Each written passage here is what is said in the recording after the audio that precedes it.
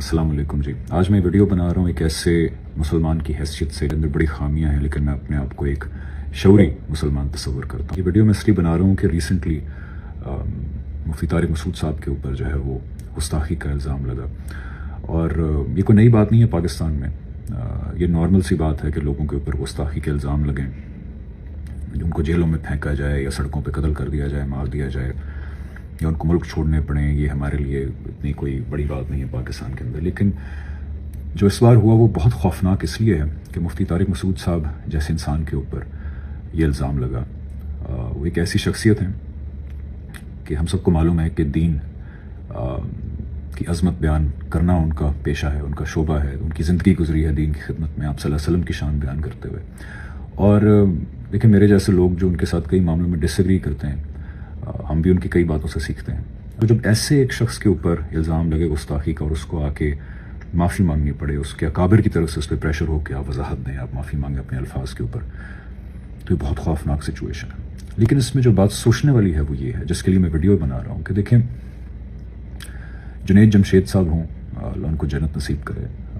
یا مفتی صاحب جیسے لوگ ہوں جن کے اوپر گستاخی کا الزام لگتا ہے، تو یا کہ معافی مانگ لیتے ہیں، ان کو معافی مل جاتی ہے، یا کہ تعویل کر دیتے ہیں کہ جی میرے کہنے کا مطلب یہ نہیں تھا، میرے کہنے کا مطلب یہ تھا، تو ان کی تعویل بھی قبول کر لی جاتی ہے اور ان کی معافی بھی مان لی جاتی ہے. تو سوال یہ ہے کہ ہمارے ہاں جو فکر، جو قانون بنایا گیا ہے گستاخی کا، اس کے اندر معافی کی گنجائش نہیں ہے. جو سوچ ہمارے ہاں معاشرے کے اندر دہائیاں لگا کے اس کو انکلکیٹ کیا گیا، ٹھونسا گیا ہمارے معاشرے کی کلیکٹیو ذہنیت کے اندر، وہ یہی تھی اور یہی ہے کہ جی کسی کے اوپر اگر گستاخی کا الزام لگ جائے تو اس کی تعویل بھی قبول نہیں کرنی، اس کو معافی بھی نہیں دینی، بس اس کو سزا دینی ہے. ہمارے یہاں ایسے گروہوں کو سپورٹ کیا گیا جو یہ سوچ لوگوں کے اندر انکلکیٹ کر رہے ہیں کہ جب کسی کے اوپر گستاخی کا الزام لگ جائے تو نو معافی، نو تعویل، اونلی سزا. اس کے اوپر ہم نے پورا قانون بنا دیا. اب سوال یہ ہے کہ یہ قانون، دیکھیں میں غامدی صاحب کی انٹرپریٹیشن کی بات نہیں کروں گا، ایون تو میں سمجھتا ہوں کہ غامدی صاحب کی انٹرپریٹیشن اور اسپیشلی گستاخی کے بارے میں ان کے خیالات بالکل ٹھیک ہیں، اسلام کے مطابق ہیں، لیکن میں بھی غامدی صاحب کی بات نہیں کرتا، بیکاز میں سمجھتا ہوں کہ غامدی صاحب کی انٹرپریٹیشن جو ہے وہ وائڈلی فالوڈ نہیں ہے مسلمانوں کے ہاں. جو وائڈلی فالوڈ انٹرپریٹیشن ہے اسلام کی، فقہ حنفی، اس کے اندر معافی کی پوری گنجائش ہے، بلکہ پریفرڈ ہے کہ اگر کوئی انسان جس کے اوپر گستاخی کا الزام لگتا ہے تو اس کو پہلے تعویل کا موقع دیا جائے گا. ہو سکتا ہے کہ وہ کہے کہ جی میں نے اس لیے نہیں کی، میں نے اس لیے کی ہے، میں نے گستاخی نہیں کی، میں نے تو یہ کہنے کی کوشش کی تھی، میں نے تو وہ کہنے کی کوشش کی تھی. اس کی تعویل کو ایکسیپٹ کیا جائے گا. مانا یہی وجہ ہے کہ آپ دیکھیں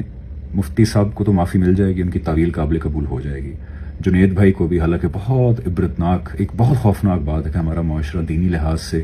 کتنی پستی میں گر چکا ہے کہ مفتی صاحب اور جنید جمشید جیسے لوگوں کے اوپر بلاسفمی کے الزام لگے اور ان کو معافی مانگنی پڑی ہے. لیکن آسیہ بی بی جیسے لوگوں کے ساتھ کیا ہوا، جو کورٹ میں کہتے رہے کہ ہم نے گستاخی نہیں کی، ہم نے گستاخی نہیں کی، اور وہ یہ بھی کہتے رہے کہ اگر لگتا ہے آپ کو گستاخی کی ہم نے تو ہم معافی مانگتے ہیں. ان کے ساتھ ہم نے کیا کیا؟ تو شکر ہے سپریم کورٹ نے اس کو باہر بھیج دیا، ورنہ مطلب اس کے لیے تو ہم انکنڈیشنل سزائے موت ہی مانگ رہے تھے. آپ دیکھیں جنید حفیظ جیسے لوگ، بہاؤدین ذکریہ یونیورسٹی کے اندر پروفیسر، ان کے اوپر الزام لگا بلاسفمی کا، وہ کہتے رہے کہ میں نے نہیں کی، میں نے بلاسفمی انڈورس نہیں کی، لیکن ان کی بات تو کسی نے نہیں سنی، بیکاز ہم نے معاشرے میں سوچ ڈالی ہوئی تھی کہ جو معافی کی گنجائش ہے نہیں، تعویل کی گنجائش ہے نہیں. الزام لگا، جیل میں ہے وہ، میرے خیال 10 سال سے وہ جیل کے اندر ہے. جس وکیل نے ان کا کیس لڑنے کی کوشش کی ان کو بھی قتل کر دیا گیا، آپ کو وکیل بھی ان کا کیس نہیں لڑ رہا. ایسے سینکڑوں نہیں ہزاروں لوگ ہیں جو جیلوں میں سڑ رہے ہیں، جن کو ملک چھوڑنے پڑے، جن کے اوپر گستاخیوں کے الزام لگے. وہ کہتے رہے کہ ہم نے گستاخی نہیں کی، وہ تعویل دینے کی کوشش کرتے رہے، لیکن ہمارے معاشرے میں تو بتایا گیا کہ تعویل کی گنجائش نہیں ہے. جو یہ کہتے رہے کہ اچھا اگر آپ کو لگتا ہے گستاخی کیا معافی مانگتے ہمیں، لیکن بتایا گیا فقہ حنفی کے خلاف بتایا گیا، اسلام کی روح کے خلاف بتایا گیا جی معافی کی کوئی گنجائش نہیں، تعویل کی کوئی گنجائش نہیں. تو یہ تو وہ لوگ ہیں جو جیلوں میں سڑ رہے ہیں، جو عدالتوں میں چکر کاٹ رہے ہیں، جنہیں کہ کیا کیا ان کے ساتھ، دن دہاڑے قتل ہوا اور پھر اس کو سیلیبریٹ کیا گیا. جنہوں نے ان کا قتل کیا ان کو نیشنل لیول پہ سیلیبریٹ کیا گیا، ہیرو ہیں وہ ایک بہت بڑے طبقے کے. تو گزارش یہ ہے مفتی صاحب کے ساتھ جو واقعہ ہوا، جنید بھائی کے ساتھ جو واقعہ ہوا، اس سے پلیز ہمارا مذہبی طبقہ اگر یہ سیکھ لے، تمام لوگوں سے میری گزارش ہے، تمام جو جہاں جہاں بھی آواز پہنچے، کہ پلیز اس قانون کو ٹھیک کریں، اس میں معافی کی گنجائش ڈالیں، فقہ حنفی کے مطابق اس میں معافی کی گنجائش ڈالیں. اس میں یہ گنجائش ڈالیں کہ اگر انسان تعویل پیش کر رہا ہے کہ میں نے گستاخی نہیں کی، میرے کہنے کا مطلب یہ تھا، میرے کہنے کا مطلب وہ تھا، اس کو ایکسیپٹیبل کیا جائے، اور پھر اس سوچ کو لوگوں میں عام کیا جائے. ہر کونے میں، ہر گلی کوچے کے اندر ڈھنڈورا پیٹا جائے کہ لوگوں